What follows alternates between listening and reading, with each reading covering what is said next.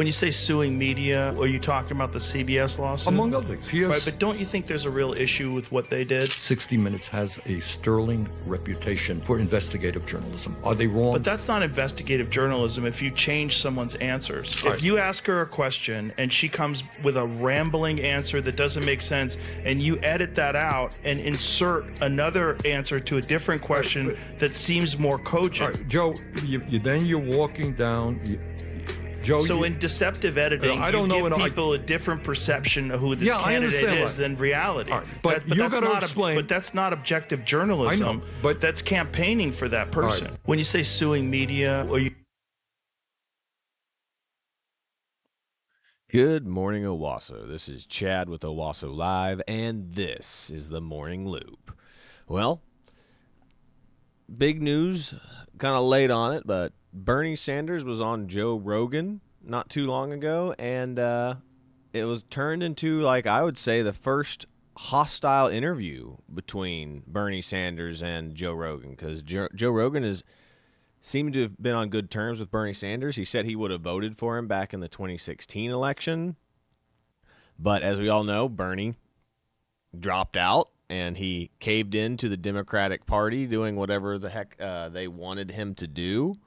So he's literally bowed out and, kind of screwed himself over, because he probably could have won the Democratic primary if he hadn't just accepted all that money from the Democratic Party. And that's the one part of the interview that I didn't like, was Joe Rogan's like, "You have integrity, Burnie. You've never sold out and accepted money from other people." And just like, he didn't. Let's see. He bought like 2 mansions or 2 more houses after he backed out of the race. So unless he just like acquired a bunch of money from, like a relative or something just out of nowhere, he clearly has gotten money from somewhere, from probably unscrupulous means, when he backed out of the Democratic primary. So that was like the only issue that I believe that I kind of had with it. But we're going to get into this. Like, they were all over the place on their topics, as Joe Rogan and Elon always are. I mean, as Joe Rogan and Burnie Sanders always is, but his podcasts always kind of seem to go all over the place. But it's because it's a normal, casual conversation. But even if it starts out like Joe Rogan was a little confused because he saw that Burnie Sanders had brought notes to this interview, and I guess he had never done that before. So he's like, "I see you brought notes." And he's like, "Yeah, just a couple of notes. And just like, so he came in with an intention. Burnie Sanders came into this interview with an intention, not just to have a conversation with Joe Rogan like I would say his other ones normally were. But we're going to get into this, and we'll start off with one of the bigger moments during this, where they're talking about Elon Musk, or they're talking about the donations, campaign donations, where, well, it's okay if Democrats get a bunch of campaign donations, but if Elon Musk donates to Donald Trump, whew, that's terrible. So we'll check this first clip out real quick. Let me go ahead and transition, and let me get rid of those 2 things so we're not blocking everything. Boom. There we go. Let's get this started. Right, because your money is your freedom of expression, right? So you don't like Burnie Sanders? You can put millions or hundreds of millions of dollars into a campaign and express your view about how terrible Burnie Sanders is, right, and you can buy that election, right? That's your constitutional right. I think that's probably the worst decision that the Supreme Court has ever made. So what is the result of that decision? The result of that decision, let's take us to where we are today, is that Elon Musk, and I know Elon was on your show, and he's here at Austin, huh? Yeah. Okay, and we could talk about Elon, but he spent $270 million to elect Trump as president. Okay. I think that's absurd that any one person... What's the most someone donated towards the Harris campaign? They spent a lot of money on Harris as well. They spent $1.5 billion just combined over the course of a couple of months. You got it. All right, let me talk about it. So I'm not here just to say it's a Republican. That's my point here. Right. Okay. All right. But he doesn't bring up the fact that Democrats have that. He doesn't bring that back up. He's just like, I think that Elon Musk spending money on Trump is bad. And yeah, we get that. But the issue that we're having here is that you're ignoring it for your side.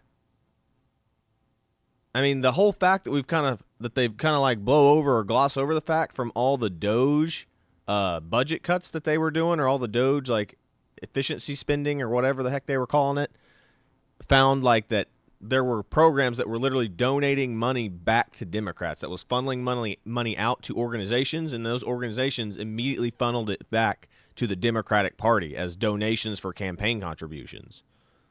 So we're just glossing over that. That's been completely ignored. I wish Joe had brought that up, but no, he didn't do that.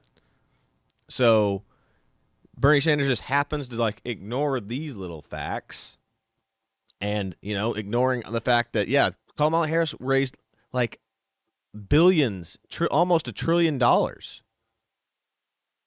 her campaign, and Trump didn't even raise like a quarter of that, and he still won, which goes to show you that throwing money at a problem doesn't always work.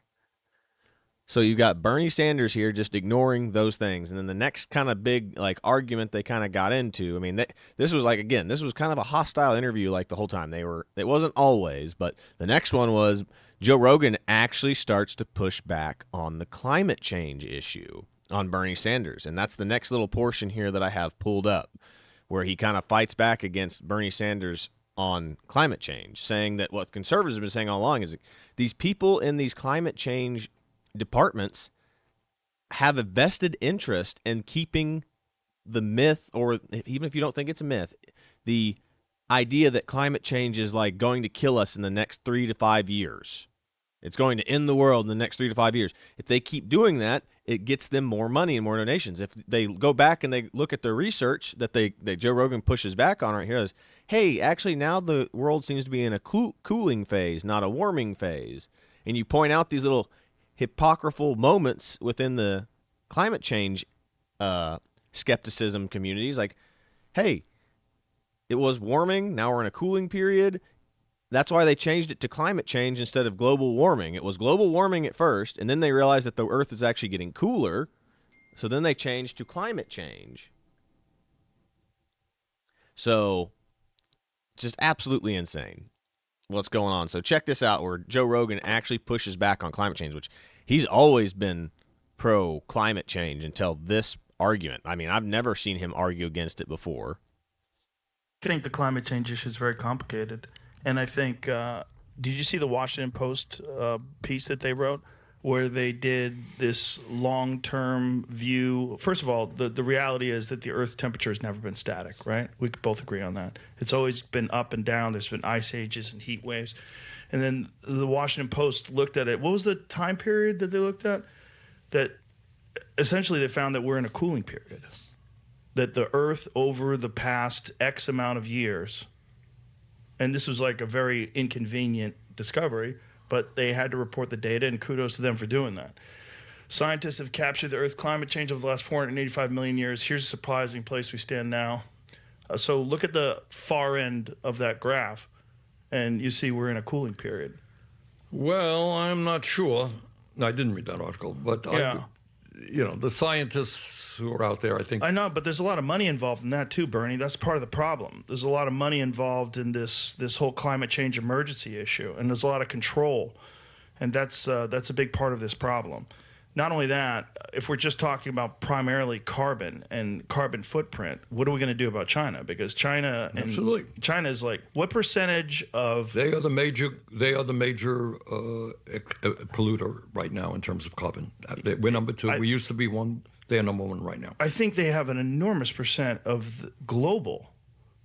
I think it's... Well, they're number 1. I don't know what the percentage is. High. It's Look, very high. It's not an American issue. It is a global issue. And all I can tell you is that we are, in my view, going to see more extreme weather disturbances in the coming years than we have ever. And we're seeing them right now. Right, but scientists don't agree. Well, this is where it gets confusing. Because scientists that are in agreement...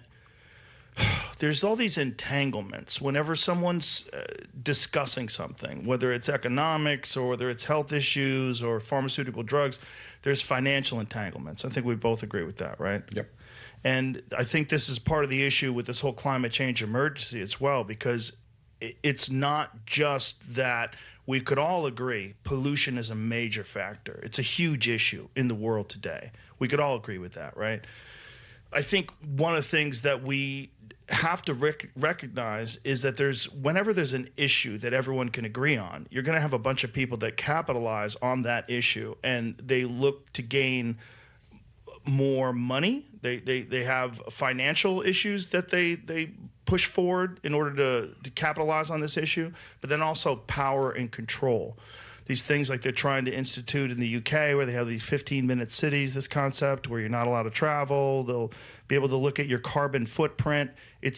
See, that's the problem. The problem is giving people that are in power, these people that we've all discussed that have so much money and so much control over our societies, multinational corporations, giving them more control over citizens.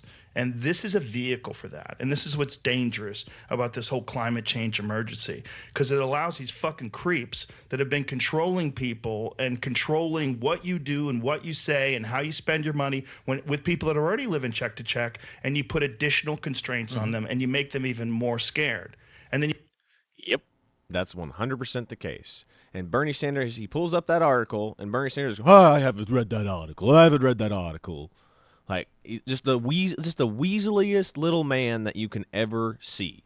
All he does is like, I haven't read that, so I can't speak on it. Like, he's pulling up information, showing you this. This is Joe Rogan. This is not some right-wing nut job. It was hardcore left-wing, pro-Bernie Sanders Joe Rogan up until this last election. So we're talking like he's one of the reasons why I'm afraid that Texas is going to turn purple. Joe Rogan is the reason why I think Texas will turn purple in the next few elections, is because all these liberal, socialist communist types are all moving to Texas and all these other states, because they're moving out of their hellhole states that Democrats have completely ruined and moved into red states. So that's what's going on here. And then he makes the great point that these people are making money off of scaring people, which is what all government organizations do. It's like, we need to keep them scared. If we keep them scared, they keep donating money to our cause. That's part of it too. And then the whole 15-minute city idea that they're keeping track of your carbon footprint, and they can tax you and fine you more. And Bernie Sanders is pro that. So's AOC. That's what they want. The fact that, you seem to be driving too much today, looks like we're going to have to tax you a little bit more. That is control. That is how they want to control your life and fine you and be able to tell you that you're a bad person. You took too many trips today. Shame. It's really going to be difficult for some of us that actually don't work in the same town that we live in. Your carbon footprint's going to be huge just because you have to drive 20, 30 miles to work every day. These are the things that they're not thinking about, but they want to fine you for, driving your car too far down the road. It's absolutely ridiculous. It's like they want everybody to live in a city right on top of each other, and you'll travel, like what they said, 10 minutes from the farthest location, and you'll have to walk everywhere. It's absolutely ridiculous. But that was his big, finally seeming to be pushing back on climate change, which brings us to the last portion of this, which was what do you want to call it? Him talking about the interviews, Trump versus Trump. Truthfully, it's Bernie was yelling at him about Trump suing CBS for their 60 Minutes interview. And they literally re-edited Kamala Harris's interview, and then the other things, he's suing ABC because they called Trump a R word or a sexual assaulter because of the woman that falsely accused him of it, that they dismissed the trial. And then Bernie says, you can't sue people. It's well, what are we supposed to do? They haven't retracted any of these things. So this is the big heavy argument that is the whole factor of why this was most hostile interview between him and Bernie Sanders, and he pushes back on him hard the entire time. So check this out, and then I'll put in my 2 cents at the end, and then we'll kind of start wrapping it up. Say suing media. Are you talking about the CBS lawsuit? Among other things. Right, but don't you think there's a real issue with what they did? No. In this You sense, don't think that there's a real issue in editing conversations to give someone an answer Joe, that's different than what they really answered? Joe, I've been on 8 zillion shows, right? In my life. Okay. Okay. Now, should I sue you if you ask me some stupid question that I don't like, right? Or that you do something? Should I sue you? Yeah, but that's not what he's getting. Well, he has sued. He has sued ABC. Mm-hmm. He has sued Meta. He is suing the Des Moines Register because of a poll that came out during the campaign that he didn't like. All right. He is suing CBS for this Kamala Harris interview. So do I think how many? I cannot tell you the number of stories done about me that were not good stories. Right. That were dishonest stories. That's what a free press is about. You don't like it, you got to live with it. All right? You do something, I'm not going to sue you, Joe. Right, but it's not that simple, right? Like, let's not talk about Trump, but let's talk about another candidate. Let's just imagine there's someone on the right and someone on the left, and there's a concerted effort to promote this person that's on the right. And so the polls are rigged, or these are funded polls that make it look like this person on the right is winning by a substantial margin. And what this does is decreases the motivation that people have to come out and vote against them. That's happening. So it's fake. By the way, that happens right now. It is happening right now. And I think, is that part of what he's suing them about? No, but doesn't, look. But isn't that what he's suing them about? Well, he's suing ABC for one thing. But with the Des Moines Register about the poll. Yeah, I know the pollster there. Was the poll incorrect? Yeah, the poll was wrong. So what? Guess what? But what did they know it was incorrect when they published it? No, they published what they... Okay, he just made a statement of fact there that he doesn't know. Did they know the poll was wrong? That's what Trump is suing about. Did they know that the poll was wrong and posted anyway? And then he's like, Bernie Sanders unequivocally says right there, no, they didn't know. It's like, how do you know that? Did you go talk to these people? Did you find the evidence? It's like he's making a wild assumption right there.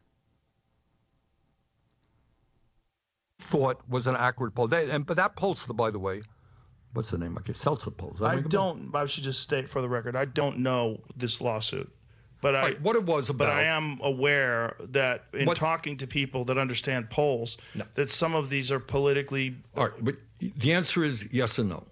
There are polls right now doing exactly what you say. Right. I could doctor a poll. I could talk to more conservative, more progressive people, get the results that I kind of want, right? And they do it to motivate people or demotivate people to vote, and it's effective. It has an impact. All right. On the other hand, this particular pollster, that's the Des Moines Register, not a huge newspaper. I bumped into them because when you're running Democratic primaries, Iowa is a big deal. They are a very, very respected pollster, okay? They don't doctor polls. So they made a mistake on a poll. It turns out they had Trump doing worse than he ended up doing. Guess what? Posters, honest posters, make mistakes too. But what is the basis of his lawsuit? Like, what is he saying in the lawsuit? I think he is saying that gave energy to his opponents and that it was... He's like saying, we talked about. Like you talked about. But I don't believe that's the case.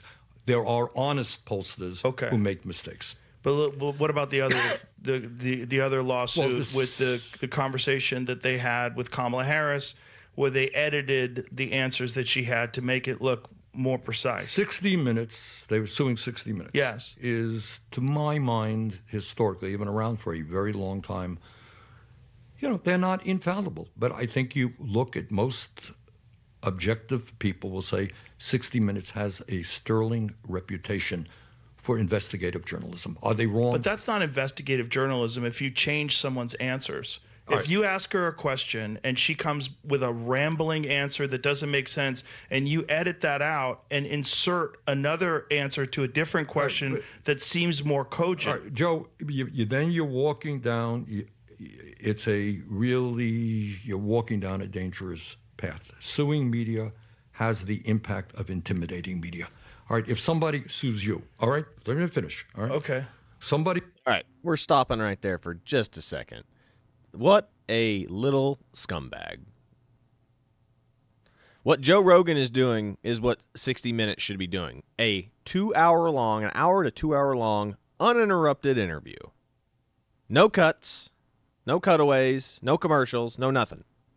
So let's go back and check out the little edit that they happen to do on this 60 Minutes interview. I have it pulled up right here. Let's check it out.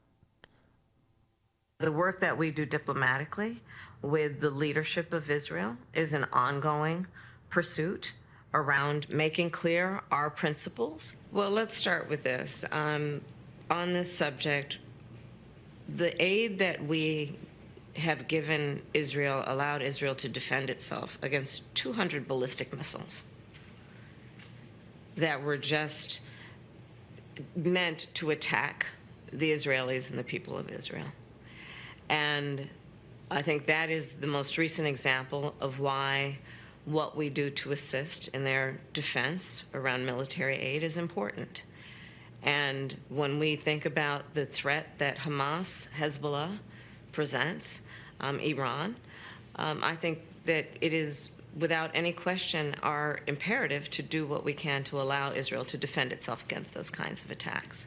Now, the work that we do diplomatically with the leadership of Israel is an ongoing pursuit around making clear our principles, which include the need for humanitarian aid, the need for this war to end, the need for a deal to be done which would release the hostages and create a ceasefire. We're not going to stop pursuing what is necessary for the United States to be clear about where we stand on the need for this war to end. The work that we have done has resulted in a number of movements in that region by Israel that were very much prompted by or a result of many things, including our advocacy for what needs to happen in the region. And we're not going to stop doing that. We're not going to stop pursuing what is necessary for the United States to be clear about where we stand on the need for this war to end. Well, joining me now to discuss. Yep. So, completely changed her answers. We're not talking about, hey, what Joe Rogan said to Bernie Sanders right there was 100% true.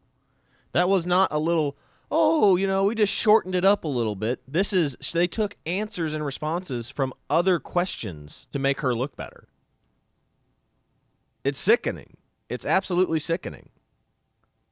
So, and Bernie Sanders is like, that's no big deal. It's no big deal. Like, no, it's a huge deal. The media is in the pocket of the Democrats. Always have been.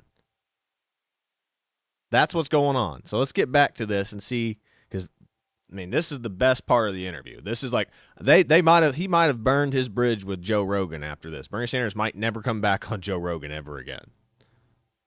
Hey, Susan, why not you? Right. You could be sued tomorrow, right? Because you are doing this. You're too sympathetic to this. Right. And Joe, you did that. And they have a big law firm behind you. You're going to have to spend zillions of dollars defending yourself. You know what? Next time you do an interview, you say, maybe I'm not going to go in that area. Right? No, but it's not that. It's editing things to make deceptive editing. Joe, so in deceptive editing, I don't you know, give people a different perception of who this candidate is than reality. All right, but you got to explain. But that's not objective journalism. I know, but that's campaigning for that person. Right, but would you agree with that? I don't have those details. I don't know that I agree with your analysis of it. I don't know enough. I think that's universally accepted that that's what they did. Then you got to tell me why he is suing ABC.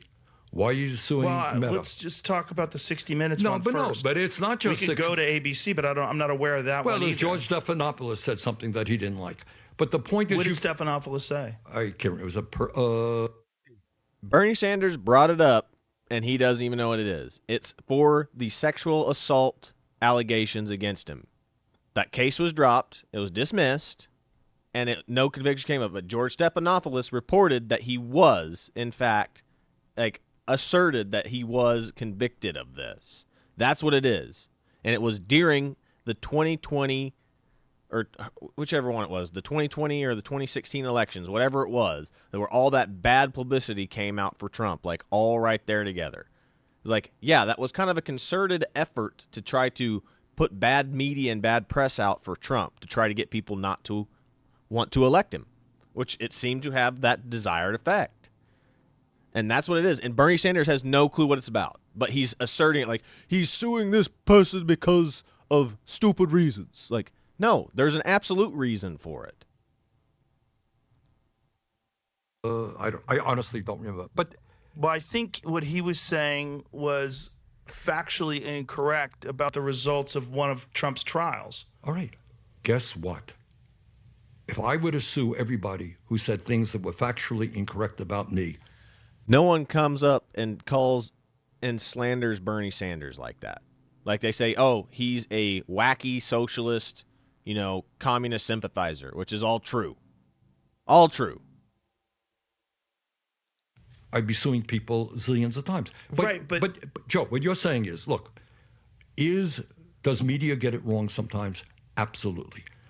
Should you have the most powerful person in America suing media? What is the impact of that? The impact is clearly intimidation. He wants to defund public broadcasting, NPR. Why is that? Well, because they also would run critical stories of him. This is part, in my view. Wrong. NPR is getting public funding and then campaigning basically for the Democrats. That is why he's pulling funding from NPR. They are receiving public or taxpayer funds, and they are being biased to one political side. That is why they're pulling funding from NPR. Without getting into any one case, it's part of a pattern that says, hey, I got the power. Don't you criticize me. You criticize me, I'm going to sue you. So it's not whether this show was right or wrong. There are shows every day they get it wrong. It's whether you respect you and other media people to do the best that you can. And if I don't like what you're doing, I'll go someplace else. But I don't like presidents suing media, and then it's, threatening to impeach judges who rule against you. Really? Is that a concern? I think it's a concern. I agree. That's a concern. Well, my concern is when you have... When the judges are bringing up charges and making it to where the jury convicts you on one charge, you're guilty on all charges. That's something that's unheard of as a judge.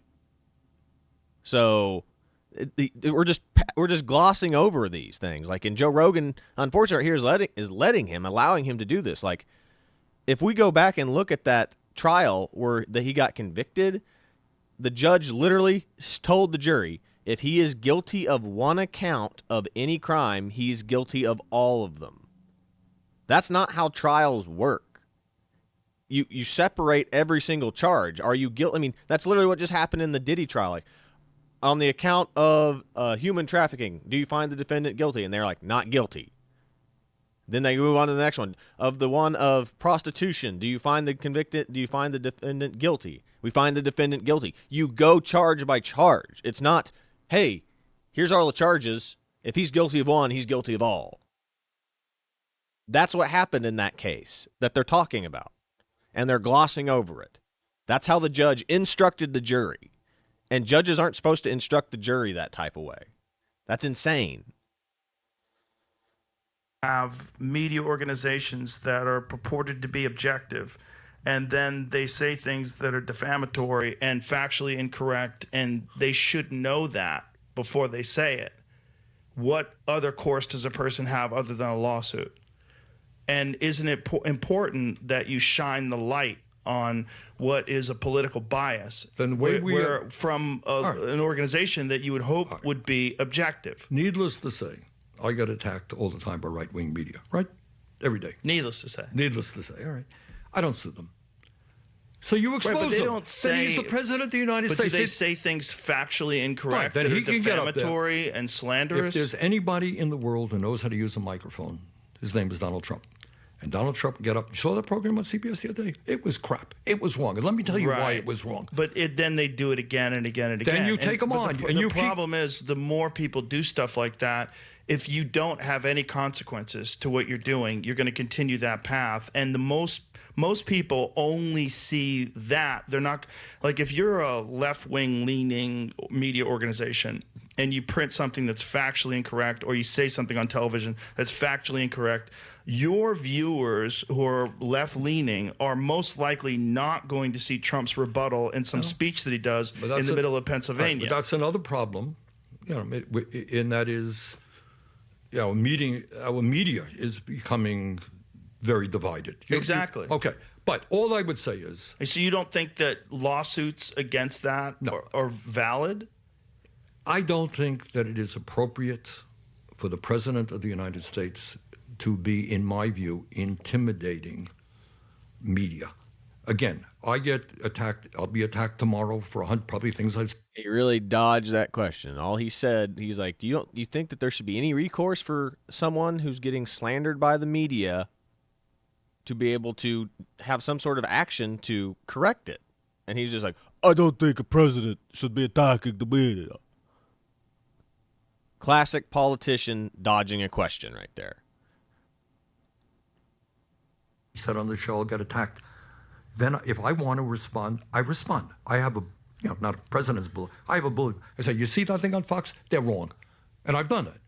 But when Joe, you got to take it another way. I'll give you an example about CBS. We talked about corporate power. The owners of CBS is owned by Paramount, big multimedia corporation, right? Sure. Paramount wants to sell, wants to be sold to, what is it, Blue Sky? Does that ring a bell? Blue Sky's that social media app. No, then it's another one. I'm sorry. It's, I always forget the name of it. Skydance. Thanks. Skydance is a large media corporation that Paramount wants to have buy. Okay. To get this merger, huge merger, they have to go, guess what? To the federal government. All right? So, you are the head of CBS. You want to sell the company to Skydance for many, many billions. Do you remember what was the sale? I don't see it here. It's billions of dollars, to be sure. And you got to go to the federal government. And the president sues you. What do you think you're going to do? You're going to settle the lawsuit, give him millions of dollars, and get your merger approved. All right. So look, I see a problem in that. All right, and sure. I see where you're coming from. We want honesty in media, but all I can tell you is that the way to respond to the lies, which take place every day, is to take them on, not to intimidate media. We talked about the Constitution. What's the First Amendment? Is freedom of speech, right? Right. You're right. You're sitting here. You disagree with me. God bless you. Say what the hell you want to say. All right, I'll never take that away from you. Right. And I'm not going to threaten you with a lawsuit.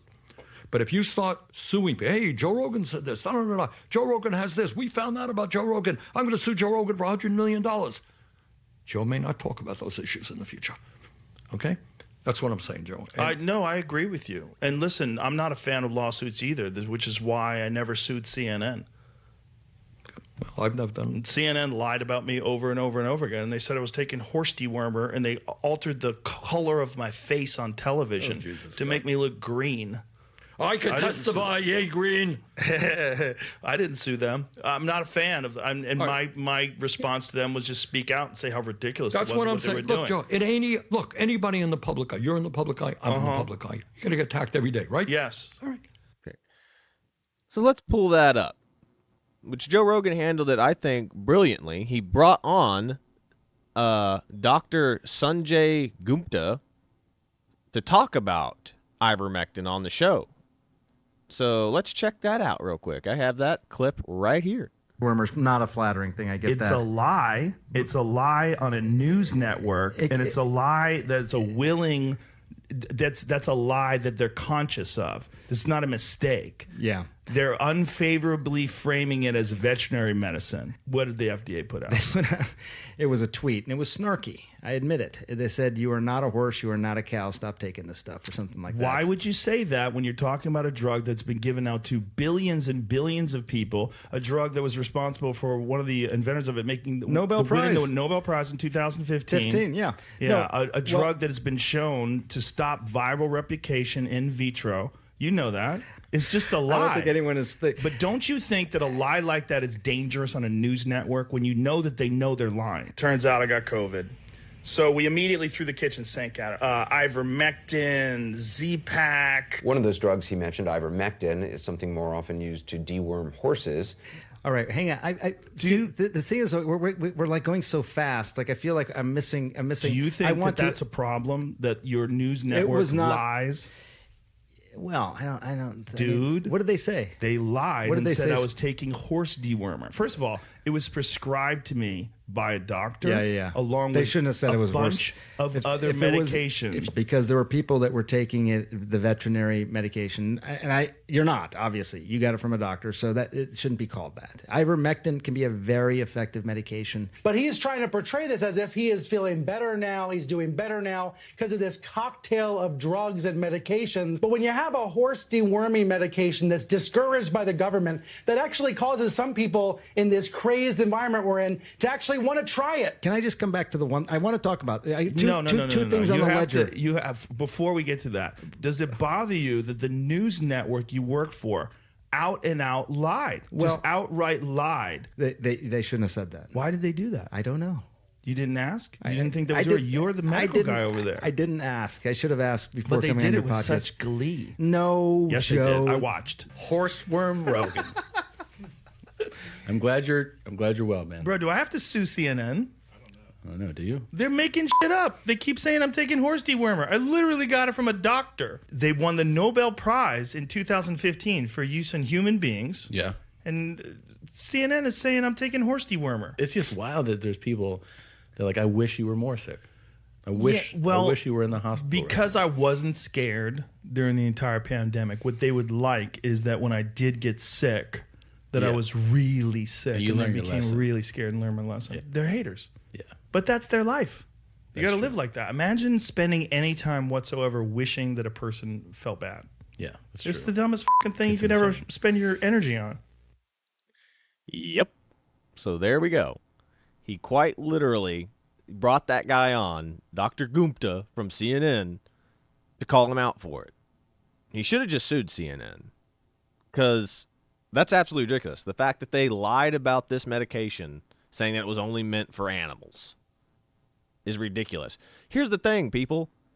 Animals take the same medication humans do. It's just a different dose. It's just a different dosage.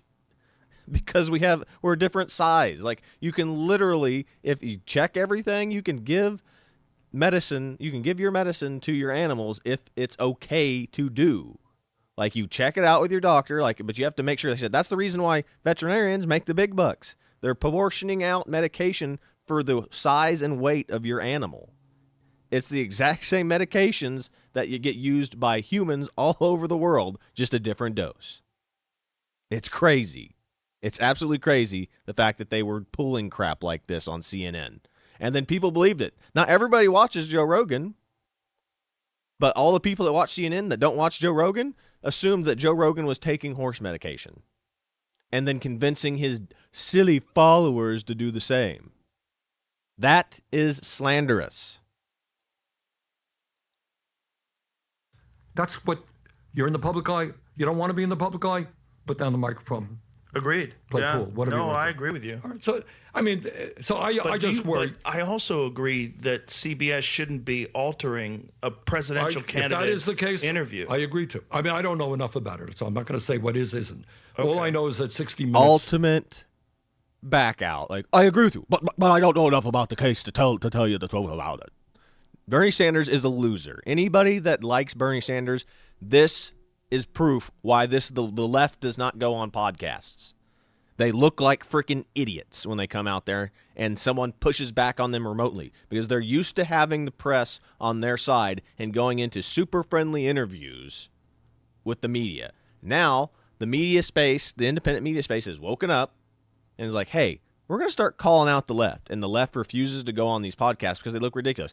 Tim Pool bringing on a left-winger on his Culture War show is proof of that. These people look stupid every time they come on his show because they can't defend their ideas. Their ideas are too stupid to defend. But that's really about it. So I think I'll start wrapping this up.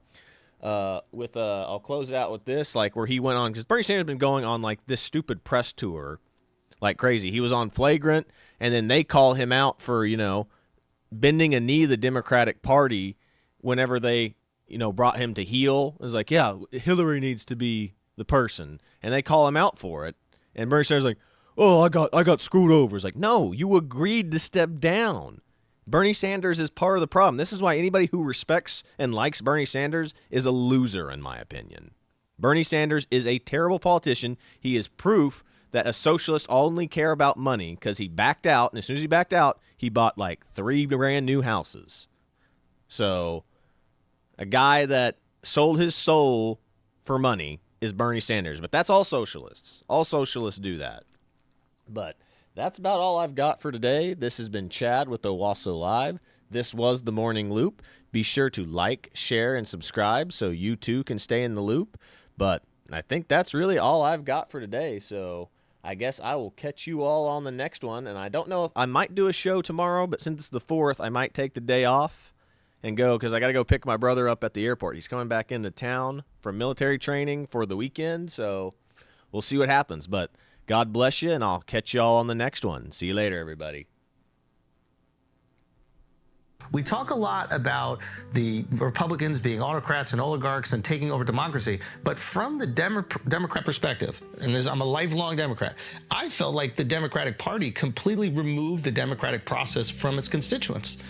And I think they need to have some accountability of that. Could we not also say if ostensibly there hasn't been a fair primary for the Democrats since 2008, are they not also a threat to democracy? Yes. We often hear... Fair enough. That is, yeah, I'm not going to argue with that point. And I will just reinforce the point both of you made. The hatred that we felt in 2016, 2020 from the Democratic establishment. I'll give you an example. We would do rallies and we have thousands of people, often young people of color coming out, working class people coming out. They were great, full of energy. Yeah. And then we go to Democratic Party events.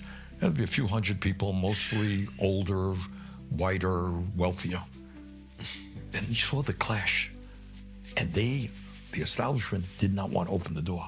They hated the idea that all these people whose hands were a little bit dirty, who didn't have PhDs or weren't wealthy, imagine walking in, it's my party, man, you ain't getting in. Yes. We will fight you in the most ruthless ways that we can. And that's the struggle. Are they going to open the door, or are they prepared to lose elections, literally, and maintain, the status quo? Go down with the Titanic? We talk a lot about